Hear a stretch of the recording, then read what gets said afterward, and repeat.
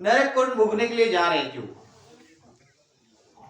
परम दयाल आदि सदगुरु सुखराम जी महाराज जी कहते, ये जो एम है, एम बहुत जालिम है, बहुत बाका है, और ये पकड़ पकड़ के दुख भुगता है। तो परम दयाल आदि सदगुरु सुखराम जी महाराज जी कहते, जम जालिम की त्रास सो हंसा करे पुकार, सुखिया साहिब आविया ले जन को अवतार। परम दयाल आदि सदगुरु सुखराम जी महाराज जी इस धरा पर इस जीवों को तारने के लिए, इस जम की तावड़ी से छुड़ाने के लिए परम दयाल आदि सदगुरु सुखराम जी महाराज कहां से पधारे? अमर लोक से।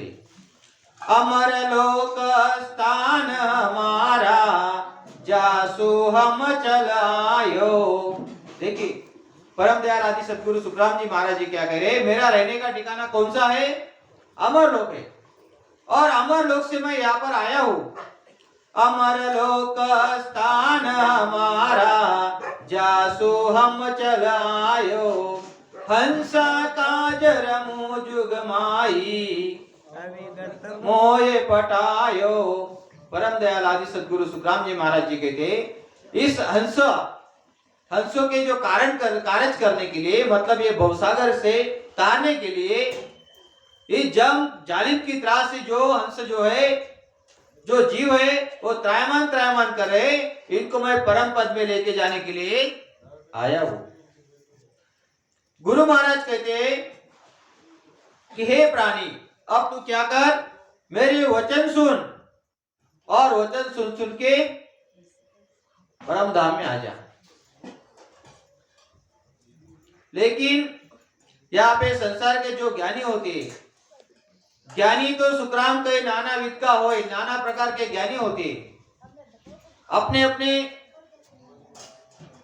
हिसाब से ज्ञान करते संसार के ज्ञानी, और उसमें कोई श्रोता होती है, वो क्या करते हैं? प्रश्न करते। प्रश्न अगर उचित हुआ तो बहुत अच्छी बात है, लेकिन प्रश्न करने की भी टेक्निक होनी चाहिए कि प्रश्न क्या करना है। अगर कहेंगे तो परमात्मा कौन है, तो ये प्रश्न उचित है क्या? अगर हम कहेंगे फूल में सुगंध क्यों है, या फूल का सुगंध कैसा है, अरे मेरे भाई, अगर आपको फूल का सुगंध लेना है तो फूल को तोड़ो और सुगंध लीजिए, सिंपल सी बात है। तो गुरु महाराज ऐसे जो जीव है उनको उपदेश करते, भजना रे प्राणिया क्या रत विचारे, भजना रे प्राणिया पड़ा गुण्या माने नहीं, अब जम जवरो मारे पड़ा गुण्या माने नहीं, जम जवरो मारे भजना रे प्राणिया। परम दयाल आदि सदगुरु सुखराम जी महाराज इस मनुष्य प्राणी से कह रहे कि हे प्राणी, अब तू क्या कर, राम जी का भजन कर। क्या अर्थ विचारे, तू क्या अर्थ विचार रहा है? अभी तक से युग बीत गए, बहुत बार मनुष्य तन के अंदर आया, युग युगों से ज्ञान सुन रहा है, फिर भी तू चेतन नहीं हो रहा है, फिर भी प्रश्न पूछ रहा है। गुरु महाराज जी कहते कि क्या अर्थ विचारे, पढ़या गुने माने नहीं। वो जो जम है, हम कितने ही पढ़ेंगे, कितने भी गुणाकार करेंगे, गुरु महाराज जी ने बता दिया, बहुत बढ़िया डिग्री प्राप्त कर ली, अगर हमको गुणाकार या जो भी गणित है वो अगर नहीं आया तो कुछ काम की पढ़ाई, कुछ काम की पढ़ाई नहीं है। ऐसे ही परम दयाल आदि सदगुरु सुखराम जी महाराज जी कहे, तूने लाखों ही अगर प्रश्न पूछ लिए लाखों भी ज्ञानी प्राप्त हो गया तुझे, अगर भजन तूने नहीं किया तो क्या होगा? व्यर्थ है ना सब। बड़ी से बड़ी डिग्री हासिल कर लिया और गुनाहगार अगर नहीं आए तो हम क्या बोलते, देखो ये कैसा डिग्री प्राप्त किया है, इससे इसकी कैसी पढ़ाई है, क्या कोरोना के पीरियड में पास हो गए क्या? ऐसा भी बोल लेते हैं कभी कभी, है कि नहीं? तो गुरु महाराज हमको यही बात समझा रहे कि भाई अगर तुमने राम जी का भजन नहीं किया, जो 77 करोड़ 76 लाख श्वास मालिक ने हमें दिए हुए है, वो अगर व्यर्थ बातें में, प्रश्न पूछने में, इधर उधर की बातें करने में अगर हमने गंवा दिया तो क्या होगा? जब साहेब के दरबार में जाएंगे और जो 77 करोड़ 76 लाख श्वास जो हमें दिए परमात्मा ने, उसका जब हिसाब मांगेंगे तो क्या स्थिति होगी हमारी? नीचे मुंडी डाल के, जैसा हम संसार के अंदर किसी का गुनाह कर लेते और वो अगर सामने आ गए तो ऐसे नीचे मुंडी डाल के हम खड़े रहते। साहेब के दरबार में जाकर हमने बिल्कुल शूरवीर के समान जवाब देते आना चाहिए। वहां पे पूछा जाता है अमरलोक में जाने के बाद में, क्योंकि यहाँ पर सब अच्छे और बल्दिक संत है, सब अमरलोक जाएंगे। गुरु महाराज की कृपा है, मेहर है। अमरलोक में जाएंगे तो आपको पूछा जाएगा वहां पर, महाराज आप तो अमरलोक पधारे, महाराज धन्य हो, धन्य हो। अमरलोक महिमा में ये सब बातें बताइए बापू साहब। तो गुरु महाराज जी वहां पे कहते हैं कि संत महात्मा जो पहले से गए हुए संत है, जब एक दूसरे से अमरलोक में जब मिलते हैं तो बहुत सारे युग मिलते मिलते बीत जाते हैं। ऐसी प्रति वहां के संतों की रहती है अमरलोक में पधारे हुए। और जब हम अमरलोक के अंदर यहाँ से चलते हैं तो हमारी अवस्था क्या होती है? हमें यहाँ पर लेने के लिए जैसा ही हमारा शरीर छूट जाता है भजन करके, हम अमरलोक के लिए प्रस्थान करते हैं तो अमर फरिश्ते हमको लेने के लिए आते। देखो गुरु महाराज जी का पराक्रम। और संसार के जो जीव होते हैं जिनका शरीर छूटता है, उनको लेने के लिए कौन आता है? यमदूत आते। कितना बड़ा फर्क हो गया। और यमदूत क्या करता है? 9 दरवाजे बंद करता है। यमदूत क्या करते हैं? 9 दरवाजे बंद करते हैं। और यमराज की फौज कैसी होती है? एक होता है यमराज, उसके हाथ के नीचे होते हैं 14 एम, और 14 एक एक एम जो एम होते हैं उनके हाथ के नीचे 14 कोटि यमदूत होते हैं। कितने यमदूत होते हैं? 14 कोटि यमदूत होते हैं। और ऐसे यमदूत की पावर, 14 कोटि यमदूत की पावर की तो एक एम के अंदर 14 एम जो है उसमें का एक एम के अंदर वो पावर होती, ताकत होती। और ऐसे 14 एम उनकी पावर होती तो यमराज के अंदर होती। तो जैसा जीव ने जैसा कर्म किया है वैसा पावरफुल वहां पर यमदूत भेजे जाते हैं। और यमदूत क्या करते हैं? 9 दरवाजे बंद करते हैं। और 9 दरवाजे बंद करने के बाद में बेदम उसके गले के अंदर गुर्जे की फाड़ डालते हैं। और उसको जैसा यहाँ पे संसार के अंदर कोई सुअर अगर मर गया या कोई कुत्ता अगर मर गया तो उसको बाहर फेंकने के लिए क्या करते हैं गांव के लोग? उसके पैर के अंदर एक आधी रस्सी बांध देते, उसको खिचड़ के लेके जाते, खींच के लेके जाते बाहर फेंकने के लिए। ऐसे ही यमराज क्या करता है?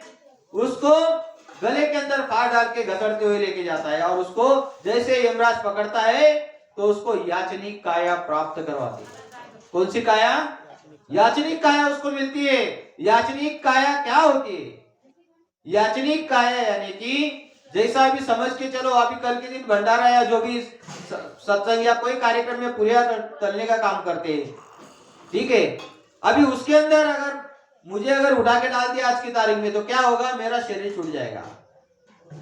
लेकिन याचनिक काया जब प्राप्त होते उसको अगर उस उबला हुआ तेल के अंदर अगर डाल दिया तो वो उसका तेल का जो चटका है वो उसको मिलता है, उसका दुख उसको प्राप्त होता है, लेकिन उसका शरीर छूटता नहीं है। उसको कहते हैं याचनिक काया, मतलब सिर्फ दुख ही उसको भुगतना ही है, उसमें से उसकी छुटकारा नहीं है।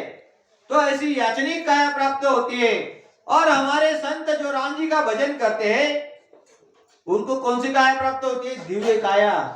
देखो यहाँ पे तैयारी चल रही कैसी कि जगत की रीत क्या है और भगत की रीत क्या है। तो जब संत जन भजन करते हैं तो उनको अमरलोक में जब हमारे राम श्री संत जन यहाँ से पधारते विराजमान करते हैं तो उनको लेने के लिए अमर फरिश्ते आते हैं और वो भी 52 गाड़ी का विमान आता है। गुरु महाराज जी ने बताया। यहाँ पर हम एक गाड़ी के ऊपर कितने प्यार से बैठे हुए और जो 52 गाड़ी का विमान आता है उसके अंदर अमर फरिश्ते आते हैं और जब लेके जाते, जब हमारा ये शरीर छूटता है तो शरीर छूटते ही हमें दिव्य काया प्राप्त होती है। कौन सी काया प्राप्त होती है? दिव्य काया प्राप्ति होती है। ऐसा परम दयाल आदि सदगुरु सुखराम जी महाराज जी ने अपने हंसों के लिए अपना देश बनाया है।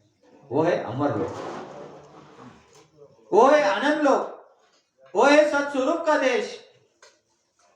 इसलिए परम दयाल आदि सदगुरु सुखराम जी महाराज जी कहते, चालो नीरे हंसा अपना राम जनारा देश, चालो नीरे हंसा अपना राम जनारा देश, वापद कुवंचे सदा शिवसन कादिक से, वापद कुवंचे सदा रे शिवसन कादिक से, चालो नीरे हंसा अपना राम जनारा देश। परम दयाल आदि सदगुरु सुखराम जी महाराज जी कहते कि हे मेरे हंस, आपका चलो अमर लोक में चलो, आनंद पद में चलो, यहाँ पर तुम्हें नहीं रहना है। क्योंकि परम दयाल आदि सदगुरु सुखराम जी महाराज जी कहते हैं क्योंकि यहाँ पर कहा है, यहाँ पर आप जा भी दृष्टि डालेंगे वहां पर दुख ही दुख है। जा देखू तहा दुख है, सोचर क्यों विचार, जन सुखदेव जी कहते सुन लीजो नर नार।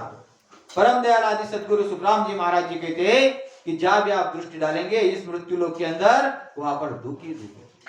तो गुरु महाराज जी कह रहे कि कया गुनिया माने नहीं, अब जम जवर है मारे। ये जो ये मैं बहुत बाका है, बहुत जालिम है, बहुत डेंजर कसाई है। जैसा संसार के अंदर कसाई होता है वैसा ये जम है। ये किसी की दया माया नहीं रखता है, उसको आती नहीं है। जैसे कसाई को नहीं आती है संसार के अंदर, खाटी को नहीं आती है, वैसी दया उसको जीव के प्रति आती ही नहीं। तो गुरु महाराज आगे कह रहे, तीन ताप का कर्म है जीवा की लारा, 14 तीनों लोक में कर्मा बस सारा। परम दयाल आदि सदगुरु सुखराम जी महाराज जी कह रहे कि 3 ताप का जो कर्म है ये जीव के पीछे लगा हुआ है। इस जीव के पीछे 3 ताप के कर्म लगे हुए हैं। 3 ताप यानी कि आदि, व्याधि और उपाधि। ये तीनों प्रकार के जो दुख है ये जीव के पीछे लगा हुआ है। तो गुरु महाराज कहते हैं कि 14 तीनों लोक में कर्मावश सारा। ये 3 लोक यानी कि स्वर्ग लोक, मृत्यु लोक और पाताल लोक। और 14 भुवन, भूर, भोर, सोर, महर, जन, तप, सत, अतड़, वितड़, सुतड़, तड़ातड़, रसातड़, महातड़ और पाताल। ये जो 14 भुवन है, गुरु महाराज जी कह रहे 14 तीनों लोक में कर्मा बस सारा। इस 3 लोक 14 भुवन के अंदर सभी के सभी कर्म के बस में है, काल के बस में है। इसलिए गुरु महाराज जी कह रहे कि ये 3 लोक और 14 भुवन के परे निकलो। यहां तक गुरु महाराज जी ने बता दिया 3 लोक 14 भुवन, यहां तक क्या है? सरगुण है। यहां तक क्या है? सरगुण है। क्योंकि वहां तक किसका साथ? यह है काल का डेरा है, जम का डेरा है। गुरु महाराज जी कहते जम लेने के लिए आ जाता है तो इसके आप परे चलो। इसके परे क्या है? जो हमारे वकील साहब जी ने बताया, ओंकार पार ब्रह्म बताया। चौथा ब्रह्म की बात वकील साहब जी ने बताई। यहाँ पर गुरु महाराज जी ने 3 ब्रह्म बताए, चिदानंद ब्रह्म, शिव ब्रह्म और पार ब्रह्म। पार ब्रह्म को ही ओंकार ब्रह्म कहते हैं। जो पार ब्रह्म है उसी को ओंकार ब्रह्म कहते हैं। तो गुरु महाराज कहते हैं कि परात्परी से 2 पद है, वो समझाने की जरूरत थी पहले से। जैसे कि आदि अनादि से जैसे सृष्टि की रचना हुई, स्त्री और पुरुष दोनों साथ में आए, सत्य और असत्य दोनों साथ में आए, ऐसे ही परात्परी परमात्मा देव अमर पुरुष अविनाशी, अविनाशी क्यों कहा कि उसका कभी भी नाश नहीं होता है। वो परात्परी से, आदि अनादि से वो परमात्मा का देश, वो परमात्मा का सत स्वरूप का देश अनंत पद और ओंकार पार ब्रह्म जिसे कहते हैं, वो दोनों साथ में है, दोनों पद साथ में है। लेकिन हमें गुरु महाराज जी ओंकार पार ब्रह्म में जाने की बात नहीं कह रहे। गुरु महाराज हमको कहां लेके चल रहे? सत्स्वरूप के देश में, आनंद पद में लेके जाने की बात कर रहे। गुरु महाराज जो हमको भक्ति बता रहे वो पार ब्रह्म में जाने की बात नहीं कर रहे, क्योंकि हम तो पार ब्रह्म से ही आए हुए इस सृष्टि के अंदर। ये सारी सृष्टि जो है, 3 ब्रह्म के 13 लोग, ये सब पार ब्रह्म के अंदर ही है। क्योंकि संत महात्मा ने, परम दयाल आदि सदगुरु सुखराम जी महाराज जी ने बताए कि 3 लोग 14 भवन के अंदर 3 देवताओं की भक्ति होती है, ब्रह्मा विष्णु महेश्वर और आदि मां माया शक्ति की भक्ति होती है। गुरु महाराज कहते हैं, ब्रह्मा विष्णु महेश्वर देवा सरगुण भक्त कहावे, इनकी दौड़ मुगत लग सोई सत्य लोक नहीं पावे। ब्रह्मा विष्णु महेश्वर जो है, इनके दौड़ उनके लोक तक है। ब्रह्मा जी की दौड़ का तक है, सत्य लोक तक है। शंकर भगवान की दौड़ का अलग है, कैलाश तक है। और शंकर भगवान की दौड़ का तक है, कैलाश तक है। और विष्णु भगवान की दौड़ अपने वैकुंठ तक है। शक्ति की दौड़ का तक है, आदि माया शक्ति तक का लोग जो है वहां तक है। लेकिन गुरु महाराज कहते, वहां तक ज्ञान कथे सोई काचा, मत मानो जुगमाई। वहां तक ज्ञान बताने वाला अगर कोई मिल गया तो भी कच्चा समझो, जगत के अंदर मानो मत। परम दयाल आदि सदगुरु सुखराम जी महाराज जी कह रहे कि 14 तीनों लोक में कर्मा बस सारा, प्रारब्ध से क्रिय सही संचित है भारी। प्रारब्ध तो हम यहाँ पर भुगत ही रहे, क्रियमान जो है वो तो हो ही रहे, और संचित जो है उसका जो भार हमारे सिर के ऊपर ही है। ऐसे जो तीनों प्रकार के जो अलग अलग कर्म है, संचित कर्म, प्रारब्ध कर्म और क्रियमान कर्म, तो गुरु महाराज इस कर्मों को मिटाने की बात इस पद के अंदर बता रहे। इस कर्म को कैसा मिटाया जाता है, ये विधि गुरु महाराज अपने को इसमें उदाहरण देके बता रहे। गुरु महाराज आगे कहते, ये तीनों जब काट सी तब मिले है मुरारी। परम दयाल आदि सदगुरु सुखराम जी महाराज जी क्या कह रहे कि जो तुम्हारे 3 कर्म है, कौन से 3 कर्म? प्रारब्ध कर्म, क्रियमान कर्म और संचित कर्म। ये तीनों कर्म जब तुम काटेंगे, पूरे खत्म कर डालेंगे, जब ही आपको मुरारी यानी कि परमात्मा, परम पुरुष अविनाशी अमर लोक हमें मिलेगा। परमात्मा में हमारा अंश पहुंचेगा, जब तक नहीं पहुंचेगा। तो गुरु महाराज जी आगे कह रहे, काटन की विधि सांभलो दृष्टांग बताओ। ये जो तीनों कर्म है कैसे काटे जाते हैं, इसका मैं तुम्हें दृष्टांत बता रहा हूं। गुरु महाराज जी आगे कहते, एक बड़ा करसान था, ताको धन गाओ। देखिए, परम दयाल आदि सदगुरु सुखराम जी महाराज करसान यानी कि किसान का उदाहरण दे रहे। गुरु महाराज जी किसका उदाहरण दे रहे हैं यहाँ पर? करसो यानी कि किसान। करसो ये राजस्थानी भाषा है, हम किसान भाई बोलते हैं यहाँ पर, ठीक है। एक किसान का उदाहरण यहाँ पर दे रहे। एक बड़ा करसान था, ताको धन गाओ। अभी एक बहुत बड़ा किसान था, उसको ऐसा समझ के चलिए कि उनको 100 मन अनाज धन जो है वो हो गया। तो गुरु महाराज जी क्या कह रहे, एक साल में निपुणो मन 1000।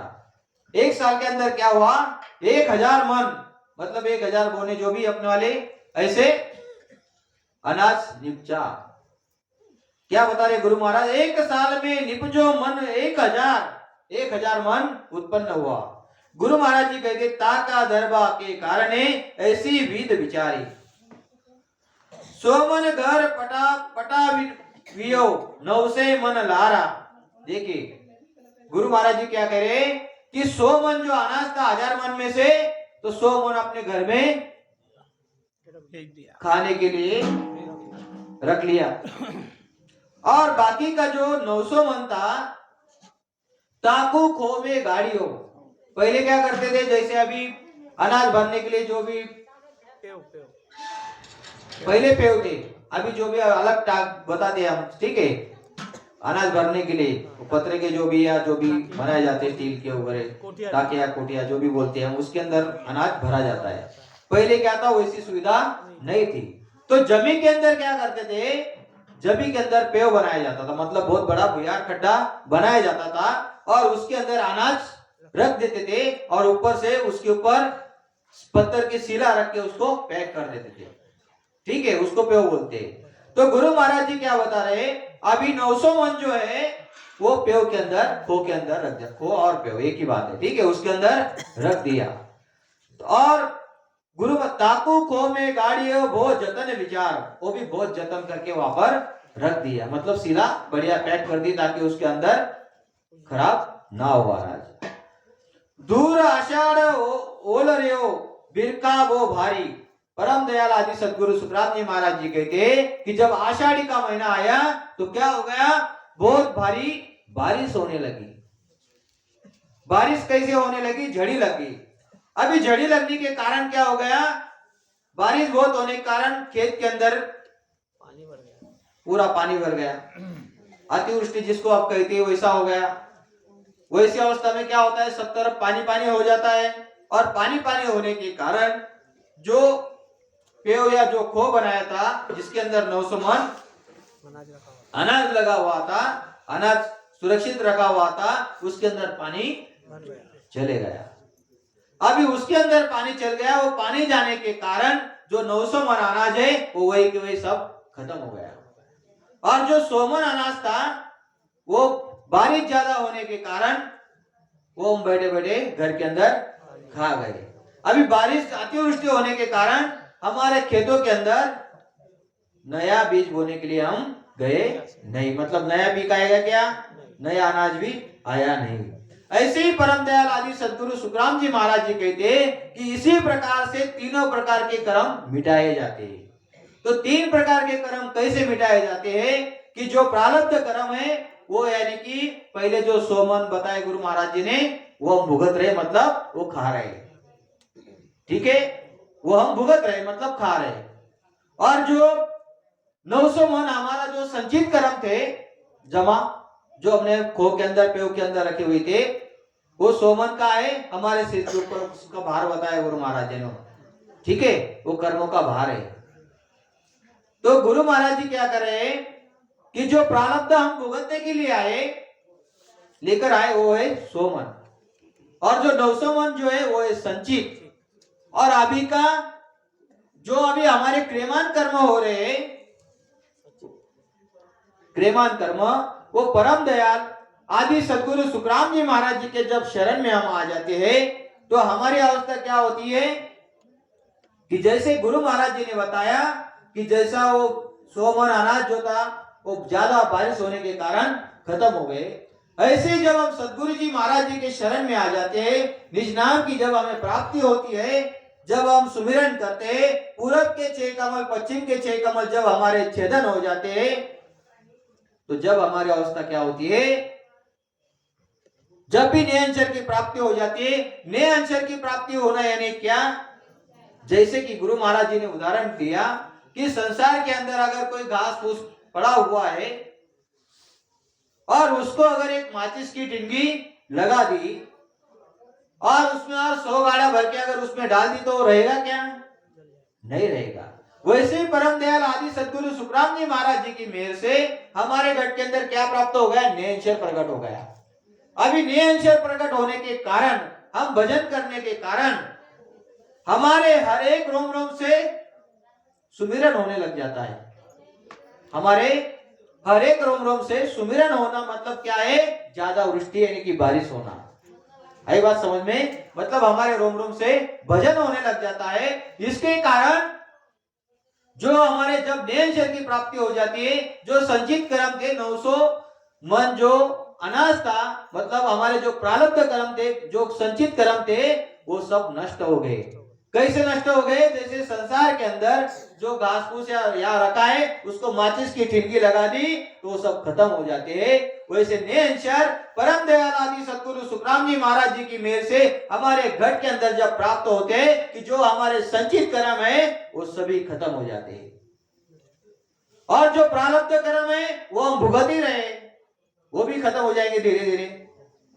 और जो क्रियमान कर्म है सदगुरु महाराज जी की सत्ता के कारण हमारे रोम रोम में निज नाम की प्राप्ति होने के कारण हमारे रोम रोम से राम जी का भजन कैसा हो रहा है? कहता हूँ कह जात हो का बजा वो ढोल और एक श्वास में होता है सुमिरन 70 करोड़। एक राम बोलते ही हमारे रोम रोम में से 70 करोड़ हमारे रोमाली कितनी है? 70 करोड़ है। 3.5 कोटि रोमावली बता दी। तो गुरु महाराज जी ये सभी जो हमारे रोमावली है ये सभी रोमावली से